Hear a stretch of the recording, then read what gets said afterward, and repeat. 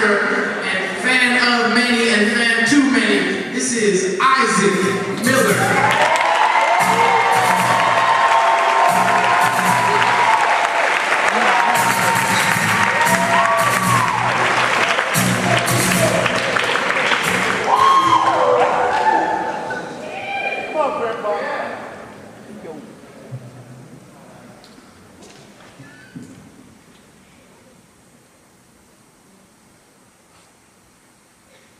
When I was born in the Sacramento Valley of Northern California, the population of my hometown Chico was under 20,000.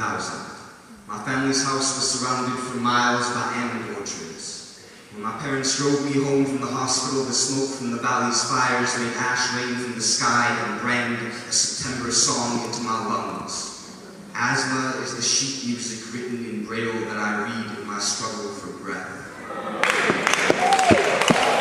I saw New York, visiting my grandparents in Queens. I thought the city was a dragon that had swallowed up the sky and left no air to breathe. I had never seen so many cars in my life. I've spent years dreaming of New York, the leviathan of asphalt and steel, but never knew about the man who sculpted its concrete stales. Robert Moses controlled the construction of New York City from the 1930s to the 1960s. He never learned to drive, but built a city centered around the car. He strangled South Bronx with the garret of an expressway and then made the overpasses so low that no bus could pass under them. If transportation is the skeleton of the city's body, then Robert Moses was a wicked surgeon who carved out vital organs for cosmetic value and left the inner city gutted by white flight. The suburb satellites spinning out of orbit from the black and Puerto Rican families abandoned in the wasteland of an urban apocalypse. You over there stopping the yard. Yeah, look at that. I can't play. As Robert Moses' bastard child. In the genesis of cities, hip-hop is able, uprocking from the dead as a b-boy angel reciting a poetry of crisis. This culture was born from the urgent need to find an alternative to the cycle of violence that our cities are built on. Hip-hop is an alternative vocalization that has windmilled its limbs across the world in a way that Moses' robes only dreamt of, affirming that culture can reach farther and last longer than concrete. I started loving hip-hop when I was 12, living a continent away from its birthplace.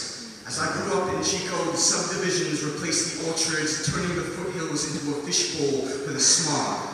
At house parties, record stores, and all-ages shows, my worldview was shaped by the soundtrack of the city grinding its teeth in rhyme to the sleep of its beats. There is no rush to the skull, no bloom of joy so strong as this music gives me. In my naive bliss, I always believed that hip-hop was strong enough to save the world. This summer, as the climate changes, California burns. The brush dries, the wind howls, and fire brigades can't halt the flames that lick the hills down to ash like the tongue of a thirsting dog. I wonder how many newborn lungs in the North State, lined with ash this summer, will grow up with asthma like me, like the children of the South Bronx and Harlem. Except my father is a pediatrician, and we can afford my doctor's visits and medication. Treatment is a privilege that only some can afford. I feel the same way about climate change. Only some people can afford to save the world, while most are just struggling to save themselves. To withstand the threat of climate change, we must transform the system that birthed it.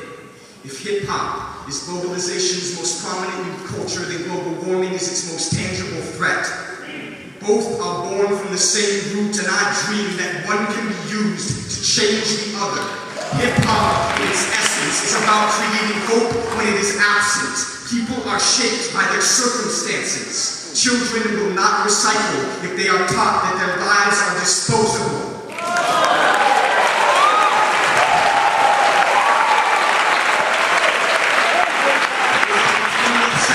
Budget cuts have sliced through public transportation like a butcher's blade, carving us into a nation of parking lots and high highways. For the sake of our children, we must transform ourselves from the inside out like a snake shedding its skin. But catastrophe does not motivate us to change our lives as much as possibility.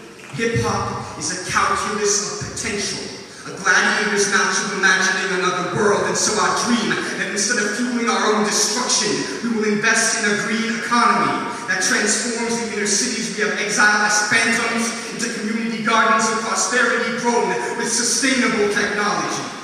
It is up to us to demand this alternative. I dream that this is the next evolution of progressive youth culture, presence and influence within institutions of power.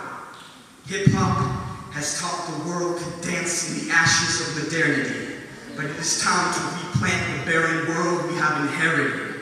Our generation will determine how the cities of the next century are shaped, who they are for, if they will survive.